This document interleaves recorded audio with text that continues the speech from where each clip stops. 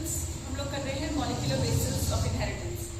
इस चैप्टर में हमने इन द प्रीवियस लेक्चर हमने किया था, बेसिक तक कर लिया था कि आपका न्यूक्लियोटाइड जो होता है वो कैसे बनता है। हम लोग डीएनए का क्वेश्चन कर रहे हैं, डीऑक्सीराइबोन्यूक्लिक एसिड की डिटेल कर रहे हैं, और उसका इस न्यूक्लिक एसिड का जो एक मोनोमर होता है, एक मोनो यूनिट जो होता है वो एक न्यूक्लियोटाइड होता है। और न्यूक्लियोटाइड की फॉर्मेशन हमने करी थी कि कैसे होती है, एक शुगर, एक बेस, नाइट्रोजनस बेस और एक फॉस्फेट ग्रुप। तो इस तरीके से इसका एक मोनोमर बनता है। हमने देखा था आरएनए और डीएनए के बीच में कुछ डिफरेंसेस कैसे कैसे बनते हैं। दोनों ही एक शुगर, बेस और फॉस्फेट के बनते हैं। शुगर में क्या फर्क होता है कि राइबोज शुगर में जो सेकंड कार्बन पर OH होता है, both of them are pentose sugar, यानी कि 5 कार्बन, 1 2 3 4 एंड 5, तो 5 कार्बन की बनी हुई है। लेकिन राइबोज में जो सेकंड कार्बन पे OH होता है वो डीऑक्सीराइबोज में नहीं होता, जो O होता है पर्टिकुलरली, ठीक है। OH की जगह O ले लेता है, OH की जगह H ले लेता है। दैट इज वाई, यानी कि एक ऑक्सीजन उसमें कम हो जाता है। That is why we call it two deoxy, because second carbon पे जो है वो ऑक्सीजन कम होता है, डीऑक्सी में, ठीक है। तो इस राइबोज शुगर के साथ या इस डीऑक्सीराइबोज शुगर के साथ, both of which are pentose sugar, pento means 5, ठीक है। तो अब इनके साथ जब कोई नाइट्रोजनस बेस अटैच होता है उस टाइम पे ये न्यूक्लियोसाइड बन जाते हैं। जब थर्ड कंपोनेंट इनका एक फॉस्फेट ग्रुप बेस के साथ अटैच हो जाए, देखो बेस कहाँ अटैच हो रहा है, फर्स्ट कार्बन पे अटैच हो रहा है। Base, nitrogenous base gets attached at C1, यानी कि carbon first of pentose sugar. Pentose sugar के फर्स्ट कार्बन के ऊपर अटैच होता है और ये न्यूक्लियोसाइड बन जाता है। अब न्यूक्लियोसाइड में यदि पेंटोज शुगर के 5th कार्बन, जो यहाँ पे 5th कार्बन है उसके साथ, यहाँ पे फर्स्ट कार्बन के साथ बेस जुड़ा हुआ है, जब 5th कार्बन के साथ एक फॉस्फेट ग्रुप अटैच हो जाता है उसे हम न्यूक्लियोटाइड बोलते हैं, ठीक है। राइबो में जुड़ा तो वो इसका आरएनए का मोनो यूनिट बन जाएगा। अगर डीऑक्सीराइबोज के साथ ये सारे स्टेप्स हुए तो वो डीऑक्सीराइबो डीएनए का मोनो यूनिट बन जाएगा, डीऑक्सी न्यूक्लियोटाइड बन जाएगा। यहाँ पे हमने देखा पेंटोज शुगर ड्रॉ की। ये जो बॉन्ड इसका नाइट्रोजनस बेस के साथ होता है, नाइट्रोजनस बेस 4 तरह के होते हैं, 4 होते हैं ATCG, जिसमें से A और G प्यूरीन्स होते हैं। ये भी सिंगल रिंग का स्ट्रक्चर बना होता है। दूसरी तरफ पिरिमिडीन्स होते हैं, जिसमें से C दोनों में होता है, डीएनए और आरएनए में। A, G प्यूरीन्स और C पिरिमिडीन, ये दोनों में होते हैं, डीएनए और आरएनए में। इसके अलावा पिरिमिडीन एक T, यानी कि थायमिन का पिरिमिडीन होता है, ये डीएनए में प्रेजेंट होता है, इसकी जगह पे आरएनए में यूरासिल होता है। और थिमिडीन, थायमिन में और यूरासिल में क्या डिफरेंस होता है, thymine is known as five methyl uracil, यानी कि यूरासिल का जो स्ट्रक्चर है उसके 5th पोजीशन पे अगर मिथाइलेशन हम कर देते हैं तो वो थायमिन बन जाता है। यूरासिल के 5th पोजीशन पे अगर हम मिथाइलेशन कर देते हैं, यानी कि मिथाइल ग्रुप ऐड कर देते हैं, तो वो थायमिन बन जाता है, ठीक है। तो ये प्यूरीन्स, पिरिमिडीन्स, ये डबल रिंग स्ट्रक्चर्स होते हैं पिरिमिडीन्स, और ये सिंगल रिंग स्ट्रक्चर्स होते हैं प्यूरीन, ठीक है। और ये दोनों क्या है, नाइट्रोजनस बेसिस। नाइट्रोजनस बेसिस यानी कि मेनली ये नाइट्रोजनस कंपाउंड्स होते हैं, ठीक है बच्चों।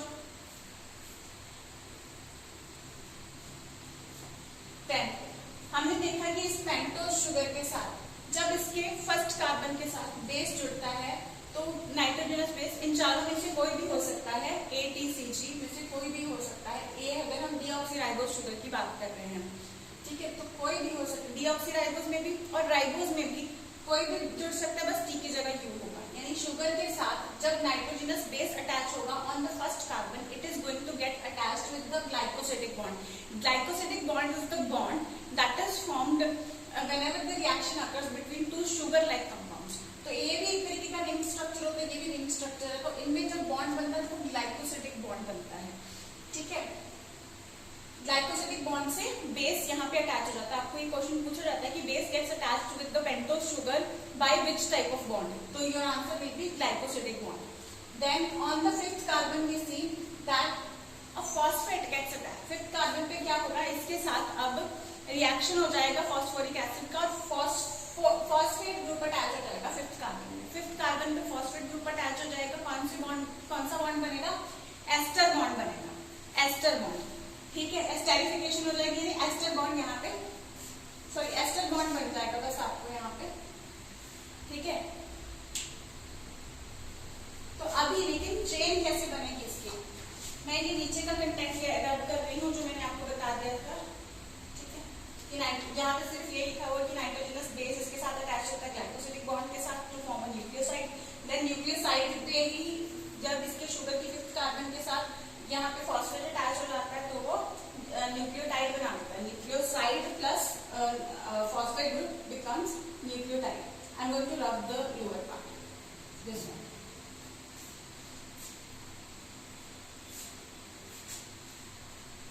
अब चेन कैसे बनेगी?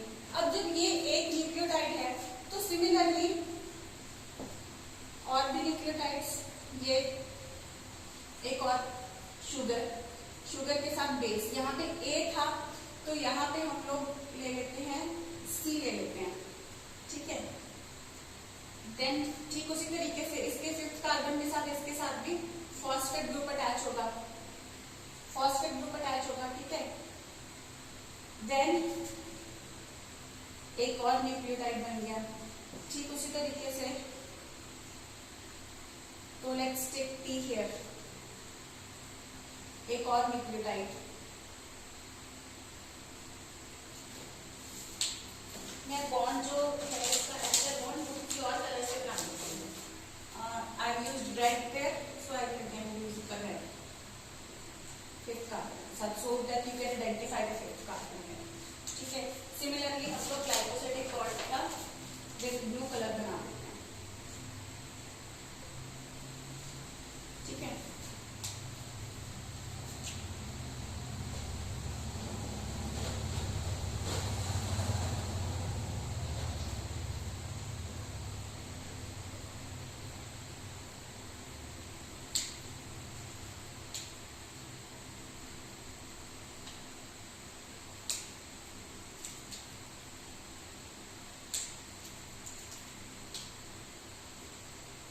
यहाँ पे जी लगा देते हैं, ठीक है. कोई भी लग सकता है, सीक्वेंस कोई भी हो सकता है. अब ये इंडिविजुअल न्यूक्लियोटाइड्स हैं, ये पूरा न्यूक्लिक एसिड कैसे बनाते हैं? जैसे यहाँ पे हमने देखा कि it was ester bond, this red one is ester bond. अब ये एस्टर बॉन्ड अगर इसी फॉस्फेट का यहाँ पे थर्ड कार्बन में जब हमने शुगर ड्रॉ की थी, दोनों में आप देखो कि थर्ड कार्बन में यहाँ पे भी OH है और डीऑक्सी में भी थर्ड कार्बन में OH है. सेकंड कार्बन का OH डीऑक्सी में हट गया था लेकिन थर्ड कार्बन में OH है, ठीक है. तो अब यहाँ के OH के साथ पहले इसने रिएक्ट किया था तो ये एस्टर बॉन्ड बन गया था. अब क्योंकि OH एक तरीके से अल्कोहलिक बॉन्ड होता है, OH और एसिडिक का बॉन्ड होता है, तब वो एस्टर बॉन्ड बनता है. तो यहाँ पे एस्टर, ये आपकी हिस्ट्री में भी आप डिटेल में कर चुके होंगे. देन ये चीज फॉस्फेट एस्टर बॉन्ड यहाँ पे बन गया था. यहाँ पे एस्टर बॉन्ड हम लोगों ने एक सिंगल एस्टर बॉन्ड दिखा रखा है. अब यही फॉस्फेट अपने ऊपर जो यहाँ का थर्ड कार्बन पे OH होगा, इसके साथ भी ये एसिड जो फॉस्फोरिक एसिड आया ना, तो इसके साथ भी ये आके यहाँ पे रिएक्ट कर जाएगा. इधर भी कर दिया और इधर भी ये रिएक्ट कर जाएगा. अब आप देखोगे तो फॉस्फेट ने दो तरफ बॉन्ड बना लिया और दोनों ही तरफ इसने एस्टर बॉन्ड बनाया है. इसलिए इस बॉन्ड को हम कह सकते हैं फॉस्फो डाइएस्टर बॉन्ड. एक चीज मैं बोल दूं बच्चे, कभी कंफ्यूज मत होना बच्चे, फॉस्फेट देख के सीधा यहाँ पे फॉस्फेट बॉन्ड लगाया जाता है. फॉस्फेट बॉन्ड नहीं, फॉस्फो डाइएस्टर बॉन्ड हम लोग को इसको बताना है, ठीक है. Phospho diester bond.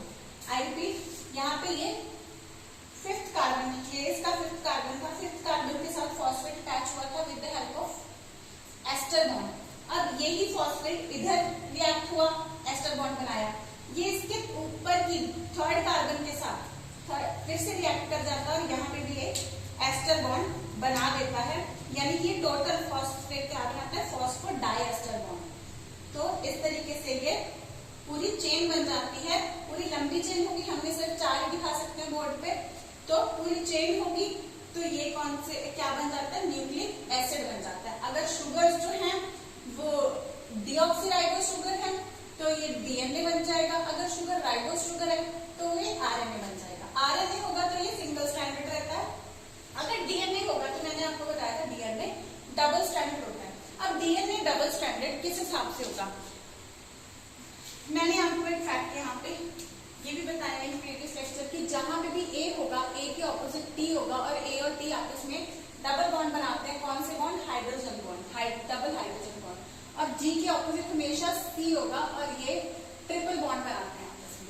एक चीज अगर आप ध्यान दोगे यहाँ पे कि ए और जी जो है ये दोनों प्यूरिन्स हैं और टी और सी पिरिमिडीन्स हैं। तो always it's a thumb rule that always purines will come opposite to pyrimidines, क्योंकि ये प्यूरिन्स अपने बायोमॉलिक्यूल्स +1 में हम लोग करते हैं कि ये सिंगल रिंग स्ट्रक्चर और ये डबल रिंग स्ट्रक्चर, तो सिंगल और डबल रिंग स्ट्रक्चर एक दूसरे के ऑपोजिट रहते हैं। कभी भी एक डबल रिंग स्ट्रक्चर के सामने और सिंगल के सामने नहीं होगा। अगर ऐसा होगा तो दो डीएनए के स्ट्रैंड्स का आपस में जो गैप है वो कांस्टेंट नहीं रह पाएगा। ये चीज को आप अभी समझोगे कैसे। अब इसके ऑपोजिट ही यहाँ पे एक चेन तैयार हो जाएगी बिल्कुल, और बॉन्ड फॉर्मेशन होगा। आपको हमेशा ध्यान देना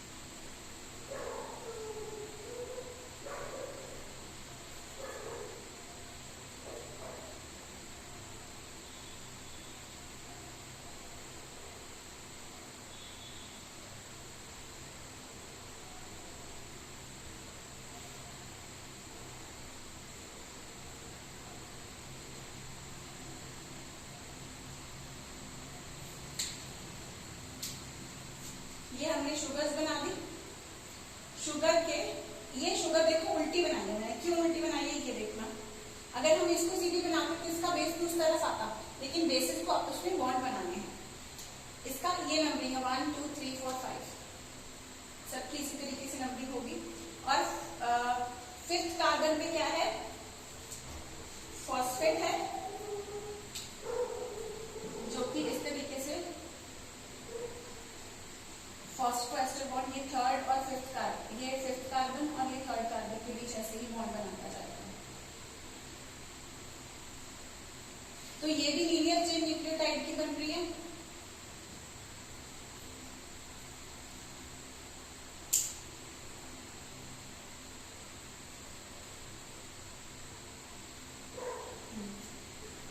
और इस तरफ 1st कार्बन पे बेसिस अटैच होंगे। और अभी आप लोग गैस करोगे कि यहाँ पे कौन सा बेस अटैच होने वाला है। This is not a computerised, it is a hand drawn diagram, तो थोड़ा सा डिस्टेंस का या साइज का फर्क पड़ सकता है, otherwise just you have to understand the concept. तो आप देखो कि यहाँ पे ए था तो इसके ऑपोजिट कौन सा वाला न्यूक्लियोटाइड आया होगा, कौन से वाले बेस वाला न्यूक्लियोटाइड आया होगा, यानी कि इसके ऑपोजिट जो न्यूक्लियोटाइड है अगर हम कहें तो इसके ऊपर कौन सा बेस होना चाहिए। Because we know A always makes bond with T, तो यहाँ पे T होगा और डबल बॉन्ड होगा दोनों के बीच में। C का बॉन्ड हमेशा किसके साथ होता है, G के साथ, और दोनों के बीच में ट्रिपल बॉन्ड होगा। फिर से T का A के साथ होगा डबल बॉन्ड। यहाँ पे G है तो इसके ऑपोजिट C होगा ट्रिपल बॉन्ड। देखोगे A G A G, एक प्यूरिन है हर बॉन्ड में, और T C T C एक पिरिमिडीन है। दिस इज बिकॉज इन दोनों स्ट्रैंड्स के बीच का डिस्टेंस बड़े कम ना हो। ठीक है, बायोमॉलिक्यूल्स में आपने देखा था ना इनके रिंग स्ट्रक्चर्स, नहीं याद है तो एक बार बायोमॉलिक्यूल्स की बुक +1 की एनसीईआरटी खोल के देखना, उसमें स्ट्रक्चर बना हुआ है बायोमोलिक्यूल्स में, पिरिमिडीन का भी, प्यूरिन का भी। तो वो रिंग स्ट्रक्चर्स हैं, यहाँ पे एक रिंग, यहाँ पे डबल रिंग स्ट्रक्चर, तो कांस्टेंट रीजन। तो यहाँ पे भी क्या है, single ring structure, double ring structure. तो कांस्टेंट इनका डिस्टेंस बनाने के लिए हमेशा अब purine is opposite to pyrimidine. तो आपने कल न्यूक्लियोटाइड हम लोगों ने स्टडी कर लिया था, न्यूक्लियोटाइड अकेले का स्ट्रक्चर। अब वही न्यूक्लियोटाइड का फॉस्फोरस ग्रुप जो है, जिसने एस्टर बॉन्ड बनाया था 5th कार्बन पे सबके एस्टर बॉन्ड बनाया था, और वही 3rd कार्बन के OH के साथ भी रिएक्ट करके दोनों तरफ एस्टर बॉन्ड बना देता है, और इसको हम फॉस्फोडाइएस्टर बॉन्ड बोल देते हैं। ठीक है, फॉस्फोडाइएस्टर बॉन्ड बोल देते हैं, इसी फॉस्फोडाइएस्टर बॉन्ड की वजह से चेन बन जाती है। ठीक है, और ये बेसिस के बीच में कौन सा बॉन्ड है, हाइड्रोजन बॉन्ड। ये क्या है, A और T के बीच में डबल हाइड्रोजन बॉन्ड, और G और C के बीच में ट्रिपल हाइड्रोजन बॉन्ड। ये आपको रिमेंबर रखना है। ठीक है, तो इस तरीके से ये पूरी चेन फॉर्मेशन इसकी हो जाती है। ठीक है,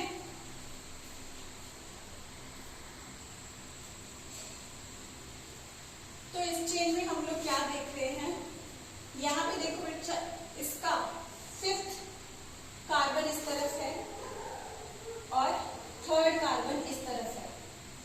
ठीक है, यानी कि इस चेन को हम इस तरीके से ज्यूम कर सकते हैं, 5' इधर और 3' इधर, क्योंकि ये स्ट्रक्चर को हम बहुत इलैबोरेट कर रहे हैं, है तो ये थ्रेड लाइक स्ट्रक्चर, तो इसको हम इस तरीके से इमेजिन कर सकते हैं, 5' to 3' इस तरीके से। अब इसके ऑपोजिट देखेंगे तो इसका 3 कार्बन 5th कार्बन इधर है, और इधर इसका 3rd कार्बन है। पूरी चेन का, क्योंकि ये एक कंपाउंड का है, लेकिन अब ये मिलकर चेन बना रहे हैं, तो हम इसको पूरा चेन का ही 3rd एंड और इसको पूरी चेन का ही 5th है। तो हम लोग मान सकते हैं कि इसका 3' एंड इधर है और 5' एंड इधर है। सिमिलरली इस चेन का 3' एंड इधर है और 5' एंड इधर है। तो ये कंसिडर कर सकते हैं हम। तो अगर हमने 2 लाइन से इसको डिस्क्राइब करना हो तो हम कहेंगे 3' to 5' इस तरफ और फिर 3' to 5' इस तरफ। तो दोनों लाइन्स अगर आप देखोगे तो इनको हम है पैरेलल, तो देखेंगे दोनों के बीच में बराबर डिस्टेंस, लेकिन एक 3 to 5, दूसरी 5 to 3 एक दूसरे के ऑपोजिट पोलैरिटी में ये जा रहे हैं। तो हम इनको कहते हैं कि they both have anti parallel polarity. तो दोनों की जो पोलैरिटी है वो एंटी पैरेलल है, यानी कि इसके 3' एंड के ऑपोजिट इसका, अगर इधर इसका 3' एंड तो इधर इसका 5' एंड अवेलेबल है। ठीक है,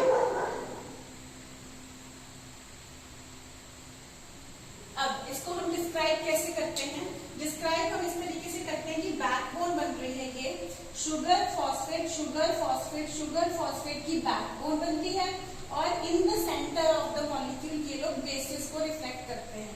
अगर हम स्कीमेटिकली ड्रॉ करें तो ये जो बैकबोन हमने बनाई है, this is of a sugar phosphate sugar phosphate sugar phosphate, ये बैकबोन बनती है sugar phosphate sugar phosphate sugar phosphate sugar. ठीक है, ये बन रही है बैकबोन। अब बैकबोन के बीच में बेसिस रिफ्लेक्ट हो रहे हैं जो एक दूसरे से बॉन्ड बना रहे हैं। तो इस तरीके से इसको हम वर्बली इस तरीके से हम लोग इसको डिस्क्राइब करते हैं कि इसका बैकबोन बना हुआ है शुगर फॉस्फेट की चेन का, और बीच में इसके बेसिस रिफ्लेक्ट होते हैं जो एक दूसरे के साथ हाइड्रोजन बॉन्ड्स बना देते हैं। एक तो इसकी जो प्रॉपर हाइड्रोजन बॉन्डिंग है ये स्ट्रक्चर को स्टेबिलिटी प्रोवाइड करती है। अब इसके बाद ये जो इस तरीके से चेन बन गई है, और इसको हम इस तरीके से डिस्क्राइब कर सकते हैं, एक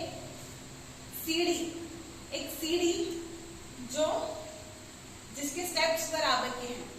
अब ये सीढ़ी को अगर हम कॉइल करेंगे कुछ इस तरीके से, ये सीढ़ी है इस तरीके से, इसको अगर हम यूं पकड़ के ट्विस्ट कर दें तो जो गोल सीढ़ी जैसे बना रखी होती है कुछ वैसा स्ट्रक्चर बन जाएगा।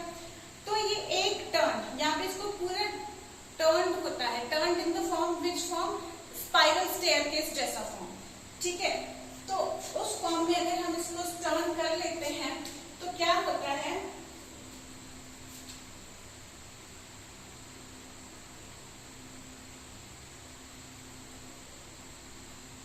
ज्यादातर पहले हम इस तरीके से बना लेते थे, इसमें तो क्या है इंटरसेक्शन हो रहे हैं, लेकिन हम लोग पैरेलल बोल रहे हैं तो इस तरीके से इंटरसेक्ट नहीं कर रहा होगा। ये दूर से दिखने में ऐसा लग सकता है बिकॉज यहाँ पे दो लाइंस एक साथ क्यों जा रही हैं,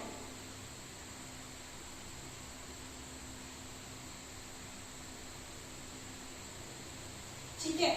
तो ये यूं स्पाइरल होके जा रही है। तो एक सर्कल अगर आप कहोगे तो एक सर्कल जैसे कि यूं वन सर्कल लेने में या 360 डिग्री एंगल घूमने में, क्योंकि ये पूरा घूम रहा है तो 360 डिग्री एंगल घूमने 10 स्टेप्स लग जाते हैं। इसको 10 स्टेप्स अगर हम बात करें,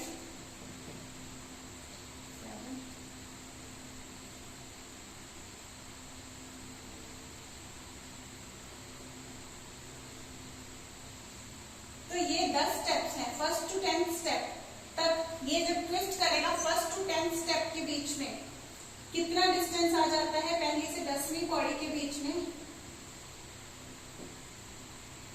पहली से 10वीं जो है सीढ़ी, इनके बीच में कितना डिस्टेंस आ जाता है, ये आ जाता है 3.4 नैनोमीटर्स या 34 एंगस्ट्रॉम्स, ठीक है। यानी कि जैसे ही 10 स्टेयरकेस, देखो 10 स्टेप्स या 10 बेस पेयर्स पे क्या होता है, 360 डिग्री पूरा इसका ट्विस्ट हो जाता है। और इसी में 10 बेस पेयर्स पड़े हैं, दैट इज उनको ही हम 10 स्टेप्स बोल रहे हैं ना, 10 बेस पेयर्स पड़े हैं, 10 बेस पेयर्स पे 360 डिग्री। और डिस्टेंस कितना होता है पहले और इसके लास्ट में, 34 एंगस्ट्रॉम्स या 3.4 नैनोमीटर्स, ठीक है। अब अगर बात करें तो अगर 10 स्टेप्स में 3.4 नैनोमीटर्स है तो दो बेसिस के बीच में कितना डिस्टेंस होगा, two base pairs are 0.34 nanometers apart और 3.4 एंगस्ट्रॉम्स अपार्ट, ठीक है। मेनली नैनोमीटर में क्वेश्चन आता है बिकॉज एनसीईआरटी में ये करता है 3.4 नैनोमीटर्स एंड 0.34 नैनोमीटर्स दो बेस पेयर्स के बीच में, दो base pairs are this much apart and 10 base pairs. अगर फर्स्ट और 10th बेस पेयर की बात करें, जैसे हम अगर पहली सीढ़ी पे खड़े हैं, 10वीं सीढ़ी बिल्कुल हमारे ऊपर होगी क्योंकि 360 डिग्री का एंगल ले चुकी है, तो दोनों सीढ़ियों के बीच फर्स्ट और 10th स्टेयरकेस के बीच में कितना होगा डिस्टेंस, 3.4 नैनोमीटर्स का डिस्टेंस। और ये दोनों जो साइड वाली रेलिंग हो गई है, इन दोनों के बीच में कितना डिस्टेंस होगा, ये डिस्टेंस होगा बच्चे नियरली 20 एंगस्ट्रॉम्स, ठीक है। तो इतना इनका ये वैल्यूज आपको लर्न करने हैं।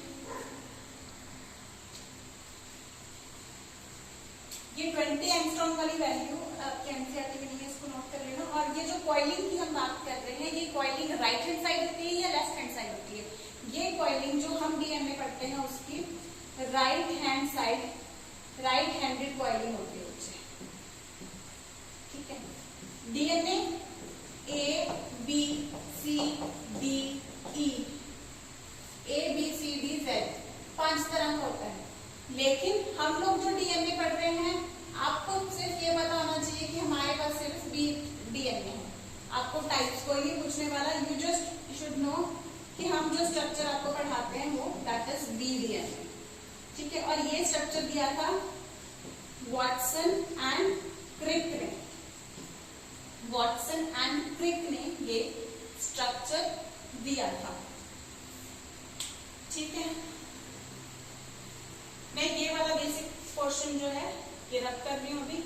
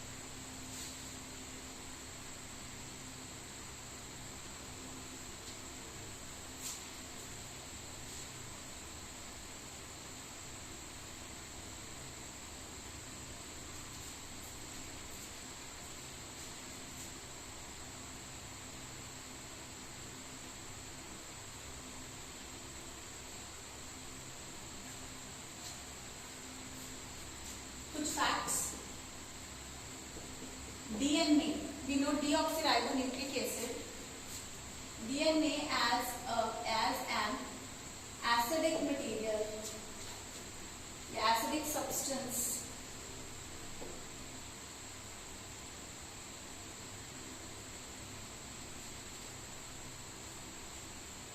is present in the nucleus. ये चीज सबसे पहले हमें किसने बताई थी? ये चीज हमें बच्चे बताई थी फ्रेडरिक मिशेल ने, फ्रेडरिक मिशेल ने, ठीक है। इन्होंने बता दी थी हमें कि कोई एसिडिक सब्सटेंस होता है जो न्यूक्लियस के अंदर पड़ा होता है। हमने देखा पहले सेल डिस्कवर हो जाते हैं, सेल्स डिस्कवर हुए, रॉबर्ट हुक ने किए, उसके काफी साल बाद रॉबर्ट ब्राउन ने न्यूक्लियस डिस्कवर किया।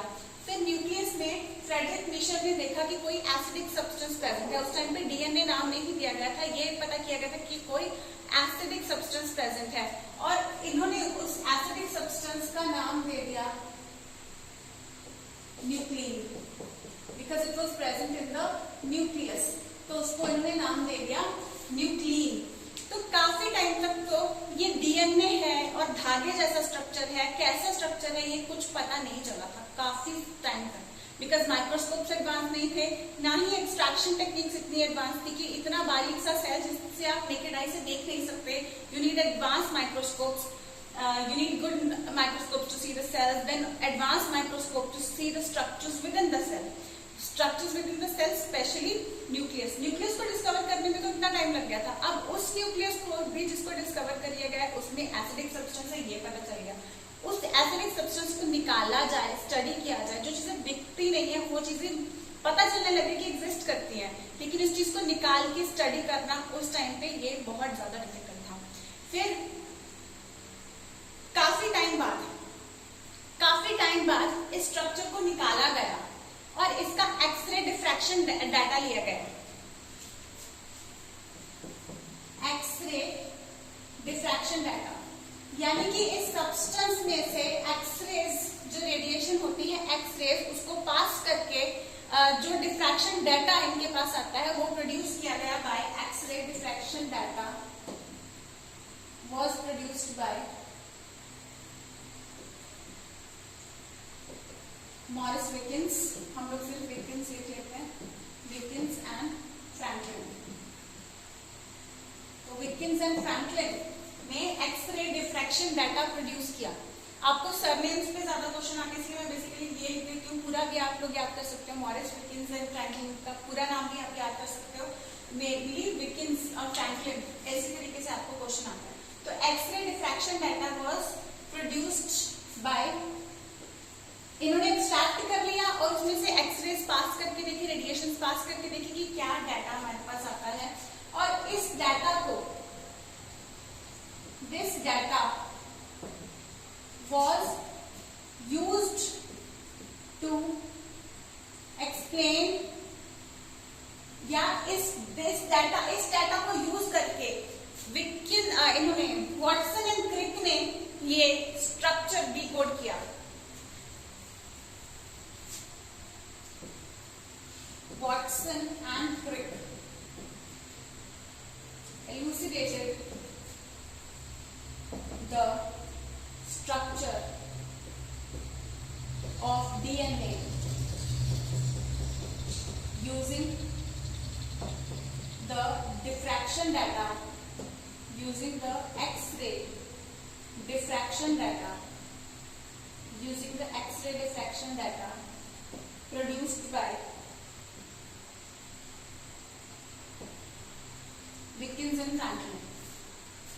Using the X-ray diffraction data लिख लेती हूँ, using the X-ray diffraction data जो इन लोगों ने प्रोड्यूस कर दिया था, इसको इस्तेमाल करके वॉटसन एंड क्रिक ने ये जिस स्ट्रक्चर ऑफ डीएनए के बारे में हमने पढ़ा, इसको उन्होंने इलूसिडेट कर दिया था, यानी कि डीकोड कर दिया था।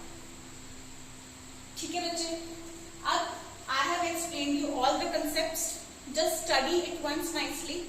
सैलिएंट फीचर्स में जितने फीचर्स मैंने एक्सप्लेन किया वो लिखने पड़ेंगे, लेकिन पॉइंट वाइज उसको एग्जैक्ट लिखना पड़ेगा। I have explained you everything, go refer to your NCERTs, study them well, you will understand everything very nicely out of NCERT. ठीक है।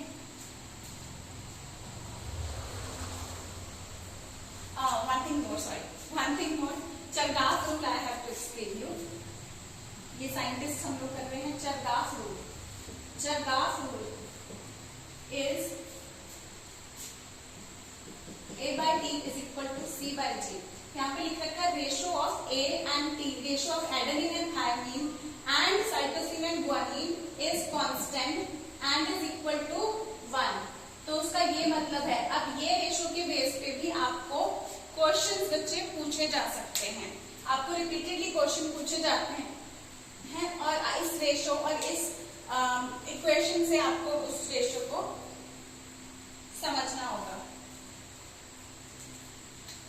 Sorry, the purines, both the purines have to be above and this is the thing, दोनों purine ऊपर है, purine नीचे। This is the formula। Usually हमें पता है कि A और T तो बराबर ही होंगे, actually ये भी बराबर ही होंगे। क्यों? Because A always makes bond with T। ठीक है, तो ये भी बाद में होता है। G is always equal to C because they also have to make bonds with each other। So obviously they will be 1 because it is 1 over 1।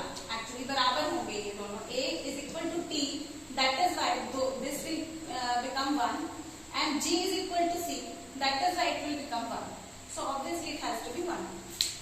ठीक है, तो ये तो बेशक किसी भी तरीके से लो, A by T by C by G कैसे भी लेगा तो दोनों ही है तो 1 ही, लेकिन इस तरीके से लिखना बेटर रहेगा because NCERT has mentioned it this way, क्योंकि NCERT में डायरेक्ट लाइन भी कई बार पिक हो जाती है। So but this is all the concept that I have explained you required for solving out the questions। आपको MCQs में भी इसमें बहुत सारे क्वेश्चन आ जाते हैं, प्लस एक salient features of DNA आपको आ सकता है, जिस तरीके से पॉइंट वाइज आपके NCERT में मेंशन है उस तरीके से आप लर्न कर लीजिए। मैंने आपको पॉइंट सारे एक्सप्लेन कर दिए हैं। एंड यहाँ पे चरगाफ रूल पे क्वेश्चन, एक्सरे डिफ्रैक्शन एटम पे ये जो क्वेश्चंस मैंने यहाँ पे लिखे हैं, these are all 4 1 mark questions. ये 4 1 मार्क क्वेश्चंस हैं और MCQ क्वेश्चंस तो ये है ही। ठीक है, study them nicely, all the best.